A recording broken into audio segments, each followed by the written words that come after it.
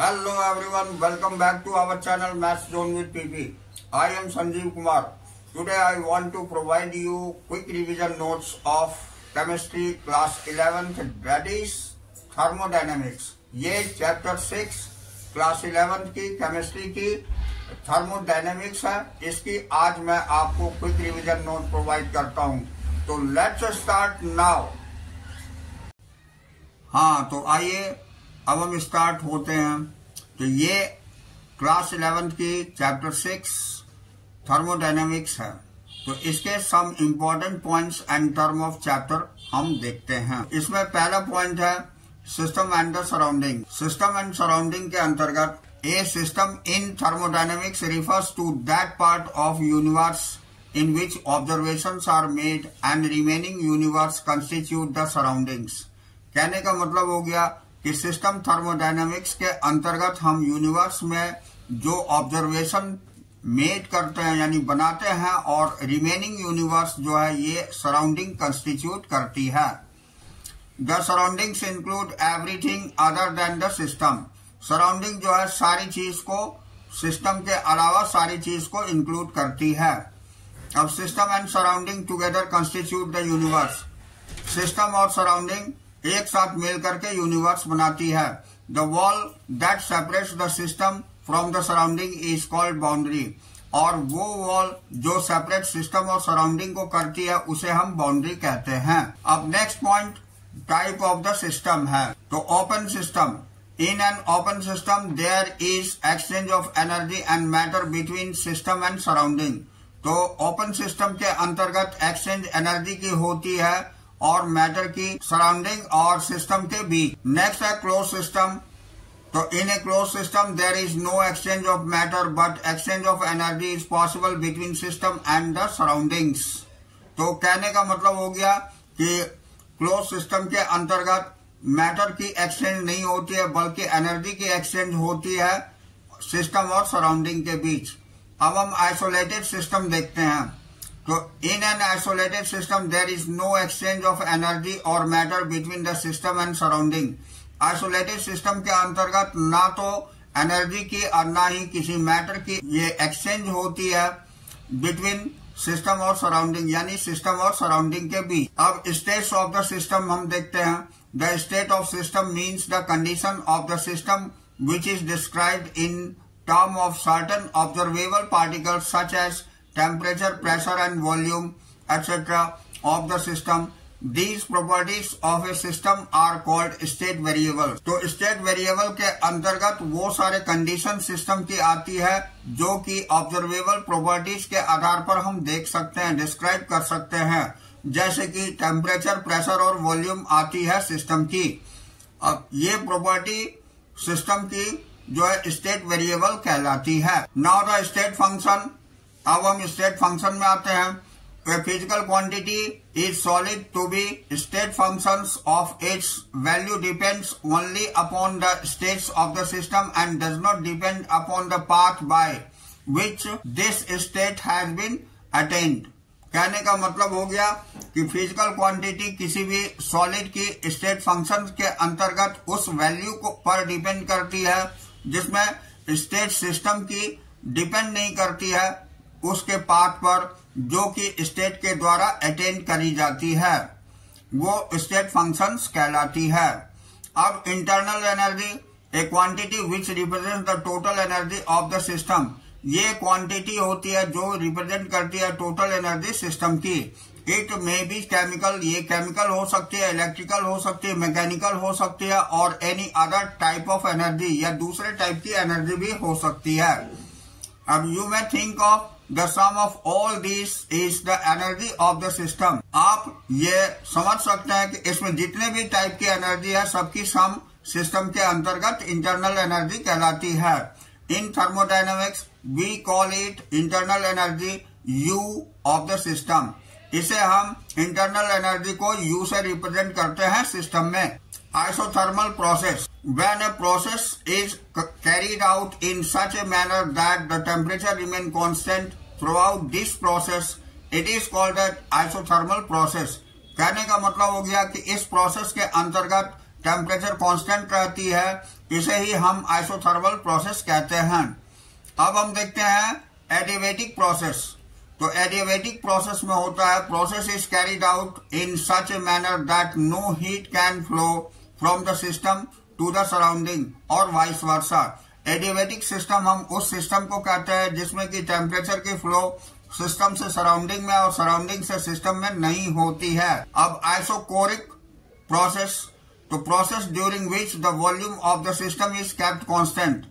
जिस प्रोसेस के अंतर्गत वॉल्यूम को कांस्टेंट रखा जाता है उसे आइसोकोरिक प्रोसेस कहते हैं। अब isobaric process, process during which the pressure of the system is kept constant, यानी वो प्रोसेस जिसके अंतर्गत प्रेशर जो है वो कांस्टेंट रहती है उसे हम आइसोबैरिक प्रोसेस कहते हैं। Next point, the positive sign express the work एडी is positive when work is done on the system. Positive sign ये एक्सप्रेस करती है वर्क जो है सिस्टम के अंतर्गत हो रही है। Similarly if the work done by the system वैड विल बी नेगेटिव। अगर वर्क डन नहीं हो रही है सिस्टम के अंतर्गत तो उसे नेगेटिव से रिप्रेजेंट करते हैं। The Q is the positive when heat is transferred from surrounding to the system. Q positive तब होती है जबकि हीट ट्रांसफर होती है सराउंडिंग से सिस्टम में। And Q is negative when heat is transfer from the system to the surrounding. और Q negative तब होती है जब हीट ट्रांसफर होती है सिस्टम से सराउंडिंग में। Next point, first law of thermodynamics हम देखते हैं। तो इसकी स्टेटमेंट होती है energy can neither be created nor be destroyed. हम जानते हैं कि एनर्जी ना तो तैयार होती है ना ही इसे नष्ट कर सकते हैं। However it may be converted from one form to another, जबकि ये एक दूसरे फॉर्म में कन्वर्ट होती है। या हम ऐसे भी कह सकते हैं the total energy of universe remains constant through out it may undergoes transformation from one two another, यानी टोटल एनर्जी यूनिवर्स में कांस्टेंट रहती है जबकि ये ट्रांसफॉर्मेशन एक दूसरे के रूप में होती है। मैथमेटिकल एक्सप्रेशन इसकी है delta U equal to Q plus W. अब हम नेक्स्ट पॉइंट देखते हैं, ए प्रोसेस और change is said to be reversible. अगर हम किसी प्रोसेस को या चेंज को हम रिवर्सिबल तब कह सकते हैं if the change is brought out in such a way that the process could at any moment be reverse by an infinitesimal change. कहने का मतलब हो गया कि जो प्रोसेस होती है उससे जो प्रोडक्ट बनते हैं वो फिर रिटर्न बैक हमारी रिएक्टेंट में अगर हो जाती है तो इस तरह की चेंजेस हमारी रिवर्सिबल चेंजेस होती है। A reversible process proceeds infinitely slowly by the series of equilibrium state. Reversible process proceed होती है इनफाइनाइटली बहुत ही स्लोली इक्विलिब्रियम स्टेट तक, such that system and the surroundings are always in near equilibrium with each other. जहां system और surrounding लगभग equilibrium में एक दूसरे की हो जाती है। Process other than reversible process are known as irreversible process. जो प्रोसेस रिवर्सिबल नहीं होती है उसे हम इरिवर्सिबल प्रोसेस कहते हैं। अब हम देखेंगे difference between reversible and irreversible process, यानी रिवर्सिबल प्रोसेस और इरिवर्सिबल प्रोसेस के बीच में अंतर देखेंगे। तो यहाँ पहला पॉइंट है the process is carried out infinitesimally slowly, यानी ये प्रोसेस जो है इनफाइनाइटली स्लोली ये काम करती है रिवर्सिबल। अब it is carried out rapid, ये बहुत तेजी से इरिवर्सिबल प्रोसेस होती है। अब second point, at any stage the equilibrium is not disturb. इसमें किसी भी स्टेज में इक्विलिब्रियम को डिस्टर्ब नहीं होती है रिवर्सिबल प्रोसेस के अंतर्गत, जबकि इक्विलिब्रियम में exist only after the completion of process. Equilibrium होती है प्रोसेस के कंप्लीशन के बाद। अब तीसरी पॉइंट है it takes infinite time for completion. Reversible process को कंप्लीट होने में बहुत समय लगता है। तीसरा it takes finite time for completion. इसको कंप्लीट होने में इरिवर्सिबल प्रोसेस को कंप्लीट होने में निश्चित समय लगता है। Work obtained in the process is maximum, यानी रिवर्सिबल प्रोसेस के अंतर्गत वर्क जो होते हैं वो मैक्सिमम प्रोसेस में होती है, जबकि work obtained in this process is not maximum. Work obtained जो होती है वो इस प्रोसेस में मैक्सिमम नहीं होती है, ये इरिवर्सिबल प्रोसेस में। इन दिस वे हम लोग दोनों के बीच में डिफरेंस देखे। अब हम आते हैं इंथैल्पी, जिसे H से रिप्रेजेंट करते हैं। The enthalpy H Greek word enthalpein heat constant जिसे बोलते हैं is defined as H is equal to U plus PV for infinite change of constant pressure. We can write above equations as delta H is equal to delta U plus delta PV. Since P is the constant, where we can write delta H is equal to delta U plus P delta V. Since P delta V is equal to delta NGRT, therefore delta H is equal to delta U plus delta NGRT. ये हमारी enthalpy की process होती है और इसके दिए हुए formulas भी गिवन है। अब हम एक्सटेंसिव प्रॉपर्टी देखते हैं। तो an extensive property is the property whose value depends on the quantity और size of the matter present in the system. यानी एक्सटेंसिव प्रॉपर्टी किसी ऐसी प्रॉपर्टी को हम कहते हैं जिसकी वैल्यू डिपेंड होती है क्वांटिटी और साइज पर मैटर की सिस्टम के अंतर्गत। अब फॉर एग्जांपल जैसे मास होता है, वॉल्यूम होता है, internal energy, enthalpy and heat capacity etcetera are extensive property. ये सारे एक्सटेंसिव प्रॉपर्टी हैं। हाँ, तो अब हम इंटेंसिव प्रॉपर्टी देखते हैं। तो those property which do not depend on the quantity और size of matter present are known as intensive property. For example temperature, density, pressure etcetera are intensive property. यानी वो प्रॉपर्टी जो डिपेंड नहीं होती है क्वांटिटी और साइज मैटर की size पर, ऐसे प्रॉपर्टीज को हम इंटेंसिव प्रॉपर्टी बोलते हैं। जैसे कि एग्जांपल में टेम्परेचर, डेंसिटी, प्रेशर वगैरह होती है। अब हम स्पेसिफिक हीट कैपेसिटी देखते हैं। तो specific heat capacity is the quantity of heat required to raise the temperature of 1 unit mass of a substance by 1 degree Celsius or 1 Kelvin. For finding out the heat Q requires a raise of temperature of a sample. We multiply the specific heat of the substance C by the mass M and temperature change delta T, as Q is equal to C into M into delta T, that is C delta T. तो यहाँ specific heat capacity हमारी ऐसे temperature race को हम बोलते हैं जो unit of mass substance की डिग्री 1 डिग्री सेल्सियस पर जो होती है, उसे फाइंड आउट करने के लिए हीट क्यू रिक्वायर होती है रेज ऑफ टेम्परेचर उस सैंपल की। हम इसे मल्टीप्लाई करते हैं specific heat of the substance के साथ, जैसा कि इसमें दिखाया गया है। अब relation between CP and CV for the ideal gas. तो आइडियल गैस में रिलेशन सीपी और सीवी के बीच होता है। CP minus CV equal to R होता है। अब bomb calorimeter for chemical reaction heat absorbed at constant volume is measured in A bomb calorimeter. यानी केमिकल रिएक्शंस के अंतर्गत हीट जो एब्जॉर्ब होती है कांस्टेंट वॉल्यूम पर, ये मेजर होती है बॉम्ब कैलोरीमीटर के द्वारा। Here A steel vessel the bomb is immersed in the water bath. Bomb जो है ये स्टील की कंटेनर होती है जिसको हम इमर्ज करते हैं वाटर बाथ में। The whole device is called calorimeter और ये पूरी डिवाइस कैलोरीमीटर कहलाती है। The steel vessel is immersed in water bath to ensure that no heat loss to the surrounding. इसको वाटर बाथ में इसलिए देते हैं कि कोई हीट लॉस नहीं हो सराउंडिंग में। A combustible substance is burned in pure dry oxygen supply in the steel bomb. और कंबस्टिबल सब्सटेंस उसमें बर्न कर दिए जाते हैं जहां डाई ऑक्सीजन सप्लाई करी जाती है स्टील बॉम्ब में। Heat evolve during the reaction is transferred to the water around the bomb. अब हीट इवॉल्व जो होती है वो रिएक्शंस के दरमियान ये ट्रांसफर हो जाती है वाटर में बॉम्ब के चारों ओर।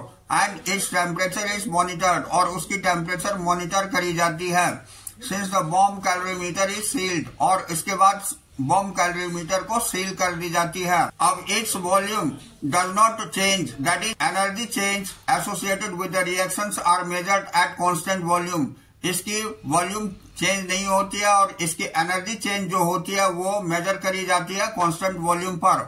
Under these conditions no work is done. इस कंडीशन में कोई काम नहीं होता as a reaction is carried out at a constant volume in the bomb calorimeter. जब ये रिएक्शन होती है बॉम्ब कैलोरीमीटर के अंतर्गत, तो even the reactions involve gases there is no work done as delta V equal to 0। इस condition में delta we जो है हमारी 0 हो जाती है। तो temperature change of the calorimeter produced by the complete reactions is then converted to QV. यहाँ टेम्परेचर चेंज जो होती है कैलोरीमीटर में जो प्रोड्यूस होती है, ये कंप्लीट रिएक्शंस के अंतर्गत इसको कन्वर्ट कर देते हैं क्यूबी में by using the known heat capacity, जिसे हम हीट कैपेसिटी के रूप में जानते हैं ऑफ कैलोरीमीटर की, with the help of equation 18, जो इक्वेशन 18 में दिखाई गई है। अब हम नेक्स्ट पॉइंट देखते हैं, enthalpy change of A reaction. The enthalpy change accompanying A reaction is called reaction enthalpy. जब इंथैल्पी चेंज को फॉलो करी जाती है किसी रिएक्शंस के द्वारा, उसे हम रिएक्शन इंथैल्पी बोलते हैं। The enthalpy change of a chemical reaction is given by the symbol delta RH। Enthalpy change किसी रिएक्शंस को हम डेल्टा RH से रिप्रेजेंट करते हैं। तो delta RH equal to sum of enthalpy of products, यानी सम ऑफ इंथैल्पी प्रोडक्ट की होती है minus sum of enthalpies of reactant. इसमें sum of enthalpy of reactant को माइनस कर देते हैं। तो delta RH equal to summation of AIH products minus summation of BIH reactant होती है। अब हम स्टैंडर्ड इंथैल्पी ऑफ रिएक्शन देखते हैं। Standard enthalpy of reactions is the enthalpy change for a reactions when all the participating substance are in the standard state. कहने का मतलब हो गया स्टैंडर्ड इंथैल्पी ऑफ रिएक्शंस ऐसे इंथैल्पी चेंज को बोलते हैं जिसमें सारे सब्सटेंस पार्टिसिपेट करते हैं स्टैंडर्ड स्टेट में। The standard state of a substance is specified temperature is its pure and at 1 bar. तो यहाँ स्टैंडर्ड स्टेट सब्सटेंस के स्पेसिफाइड टेम्परेचर के द्वारा करते हैं, जहाँ प्योर फॉर्म में ये 1 बार के अंतर्गत ये प्रेशर है। अब standard condition are denoted by adding the superscript naught to the symbol delta H। यहाँ स्टैंडर्ड कंडीशन डिनोट करते हैं हम लोग और ऐड करते हैं नोट के द्वारा सिंबल में, जैसे डेल्टा H, जैसे एग्जांपल में डेल्टा H नोट है। अब the enthalpy change of the companies melting of 1 mole of a solid substance in standard state is called standard enthalpy of fusion। अगर इंथैल्पी चेंज accompany होती है melting के लिए 1 mole of solid substance की standard state में, तो इसे हम स्टैंडर्ड इंथैल्पी ऑफ फ्यूजन और मोलर इंथैल्पी ऑफ फ्यूजन कहते हैं, जिसको हम इस तरह से रिप्रेजेंट करते हैं delta fuse H note. For example H2O ये रिएक्टेंट प्रोडक्ट में बना देती है H2O लिक्विड। अब delta fuse H naught is equal to 6.00 kilojoule per mole है। अब next point, amount of heat required to vaporise 1 mole of liquid in constant temperature and under standard pressure 1 bar is called standard enthalpy of vaporization और molar enthalpy of vaporization। यानी वो amount of heat जो require होती है vaporise करने के लिए 1 मोल liquid को कांस्टेंट टेम्परेचर और एक स्टैंडर्ड प्रेशर पर, ऐसे इंथैल्पी को हम स्टैंडर्ड इंथैल्पी ऑफ वेपराइजेशन और मोलर इंथैल्पी ऑफ वेपराइजेशन बोलते हैं, जिसे डेल्टा वेप H नोट से रिप्रेजेंट करते हैं। फॉर एग्जाम्पल H2O लिक्विड को अगर हम प्रोडक्ट के रूप में देखें तो H2O गैस हो जाती है। डेल्टा वेपराइजेशन इंथैल्पी नोट बराबर H नोट बराबर होती है 40.79 किलोजूल पर मोल। अब next point, standard enthalpy of sublimation है। तो स्टैंडर्ड सब डेल्टा सब H नोट से रिप्रेजेंट करते हैं। तो डेल्टा सब H note is the change of enthalpy when 1 mole of solid substance sublimates at the constant temperature and under standard pressure 1 bar। Sublimation is direct conversion of solid into the vapor। Solid CO2 dry ice sublimates at 195 Kelvin with delta sub H naught is equal to 25.2 kilojoule per mole। अब naphthalene sublimates slowly at, for this delta sub H naught is equal to 73.0 kilojoule per mole होती है। ये standard enthalpy of sublimation कहलाती है। अब next point, the standard enthalpy change for the formation. तो the standard enthalpy change for the formation of a mole of a compound from its element in their most stable state of aggregation also known as reference state is called standard molar enthalpy of formation. इसे standard molar enthalpy of formation कहा जाता है। इस symbol is delta F H naught. इसका symbol delta F H note होती है। अब next point, standard enthalpy of combustion is defined as the enthalpy change per mole or per unit amount of a substance when its undergoes combustion and all the reactant and products being in their standard state at the specific temperature। Delta enthalpy of combustion कहलाती है जब किसी enthalpy change होती है पर मोल में किसी substance की, जब ये जाती है कंबस्टन के अंतर्गत सारे रिएक्टेंट और प्रोडक्ट इसके स्टैंडर्ड स्टेट पर और स्पेसिफिक टेम्परेचर पर चेंज इंथैल्पी में होती है, उसे हम स्टैंडर्ड इंथैल्पी ऑफ कंबस्टन बोलते हैं। अब इंथैल्पी ऑफ ऑटोमाइजेशन, इसका symbol delta A H naught से होती है। It is the enthalpy change और breaking one mole of bond completely to obtain atoms in gas phase. तो ये ऐसी इंथैल्पी चेंज होती है जो कि वन मोल को ब्रेक डाउन कर देती है बॉन्ड को कम्प्लीटली एक एटम की गैसियस फेज में।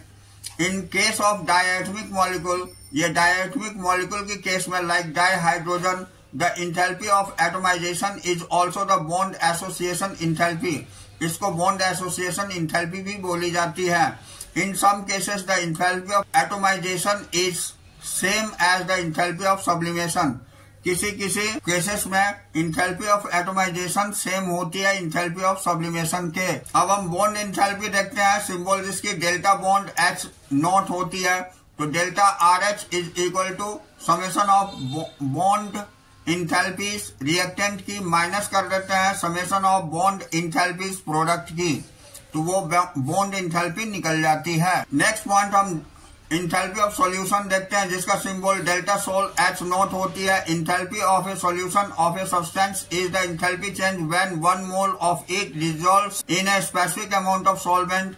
The enthalpy of solution at indefinite solution is the enthalpy change observed on dissolving the substance in an infinite amount of solvent when the interaction between the ions or solute molecules are negligible। तो जहाँ enthalpy change जो होती है, जो solute हमारी solution में dissolve करने के लिए जो इंथैल्पी चेंज होती है उसे हम इंथैल्पी ऑफ सॉल्यूशन बोलते हैं, जिसका symbol delta sol H naught होती है। अब लेटिस इंथैल्पी हम देखते हैं। हाँ, तो अब हम लेटिस इंथैल्पी देखते हैं। तो the lattice enthalpy of an ionic compound is the enthalpy change which occurs when one mole of an ionic compound dissociates in its ion in gaseous state.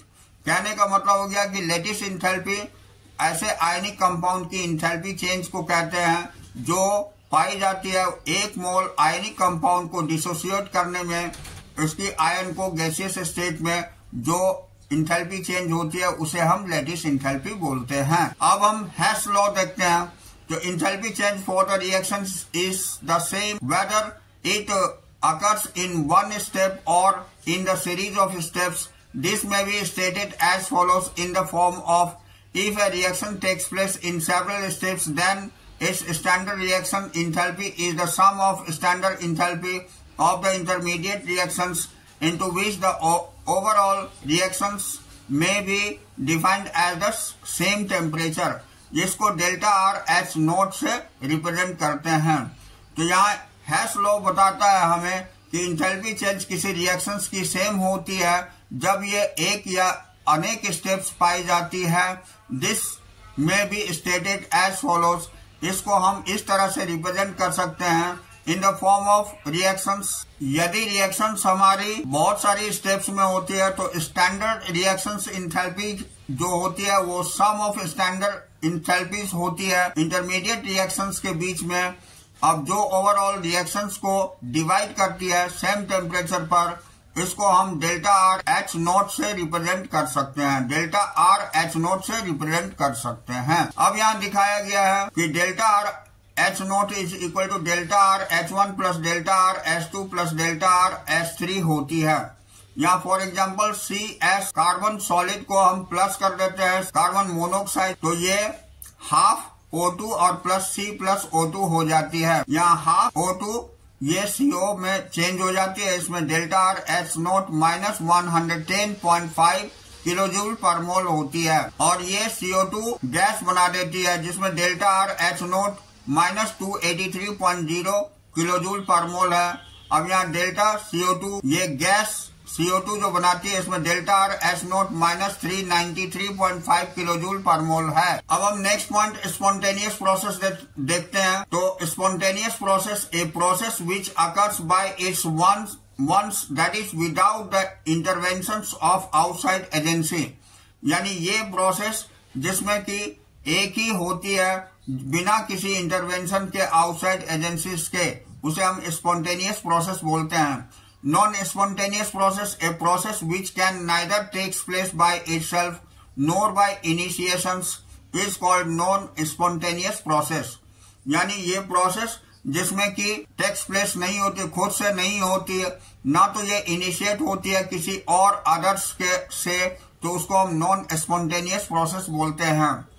अब driving force, the force which is responsible for the spontaneity of process is called driving force. यानी force जो कि responsible होती है spontaneity के लिए, उस force को हम ड्राइविंग फोर्स कहते हैं। अब एंट्रोपी देखते हैं, तो entropy is the measure of randomness और डिसऑर्डर ऑफ द सिस्टम।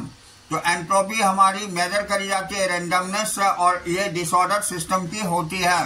अब एंट्रोपी चेंज डेल्टा एस से कहते हैं, तो it is defined as the amount of heat observed isothermally and reversible divided by the absolute temperature at which the heat is absorbed. Entropy change हम बोलते हैं इसे ऐसे अमाउंट ऑफ हीट को जो ऑब्जर्व होती है आइसोथर्मली और जो रिवर्सिबल डिवाइड हो जाती है एब्सोल्यूट टेम्परेचर में at which heat is absorb, जिस पर हीट एब्जॉर्ब होती है, तो delta S equal to Q upon T हो जाती है। इसे हम एंट्रोपी चेंज बोलते हैं। अब एंट्रोपी ऑफ फ्यूजन देखते हैं, तो डेल्टा एस फ्यूजन बोलते हैं इसको। Delta H fusion upon TM हो जाती है, where delta S fusion is equal to entropy of fusion per mole होती है और टीएम मेल्टिंग पॉइंट होती है। तो delta S vap is equal to delta H vap upon TB होती है। Delta H vap entropy of vaporisation per mole होती है और टीबी बॉइलिंग पॉइंट होती है। अब हम सेकंड लॉ ऑफ थर्मोडायनेमिक्स देखते हैं, तो the entropy of universe is continuously increasing due to the spontaneous process taking place in it. यानी एंट्रोपी यूनिवर्स की जो है कंटिन्यूअसली इंक्रीजिंग होती है स्पॉन्टेनियस प्रोसेस के कारण से। तो delta S plus delta S surrounding is greater than zero. ये delta S plus delta S surrounding जो होती है ये हमेशा जीरो से ज्यादा होती है, that is delta S total is greater than zero. अब हम गिब्स फ्री एनर्जी देखते हैं, जिसको जी से रिप्रेजेंट करते हैं। It is defined as maximum amount of energy available to the system during the process that can be converted into the useful work. It is a measure of capacity to do useful work. तो इसमें max M से ये represent होती है, ये amount of energy होती है जो अवेलेबल सिस्टम के अंतर्गत होती है प्रोसेस के दरमियान, ये कन्वर्ट हो जाती है यूजफुल वर्क में। तो इसको मेजर की जाती है capacity to do useful work, यानी वो कैपेसिटी से जिससे कि काम किया जा सके। तो G equal to H minus TS होती है। This equation is known as Gibbs Helmholtz equation. अब G is the state function, जहां G स्टेट फंक्शन है, delta G is the change in free energy. Delta G change free energy में होती है। अब delta G equal to delta H minus delta T delta S, यानी delta G equal to delta H minus T delta S होती है। अब if delta G is negative process is spontaneous. अगर delta G negative होती है तो process spontaneous होती है, that is delta G equal to zero, the process is in equilibrium. अगर डेल्टा G जीरो होती है तो प्रोसेस इक्विलिब्रियम में होती है। If delta G is positive the process does not takes place, यानी डेल्टा G अगर पॉजिटिव होती है तो प्रोसेस नहीं होती है। स्टैंडर्ड फ्री एनर्जी चेंज को हम डेल्टा G नॉट से रिप्रेजेंट करते हैं।